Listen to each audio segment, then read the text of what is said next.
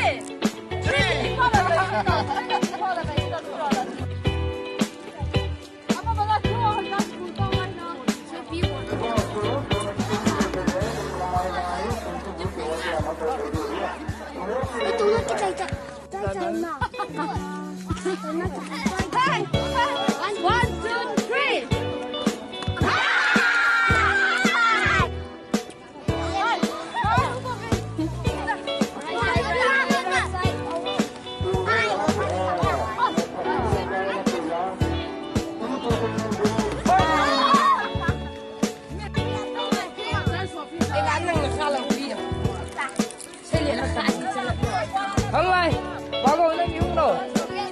Giờ sao bây giờ nè, châu kiều nè, còn nên là kiểu như vậy.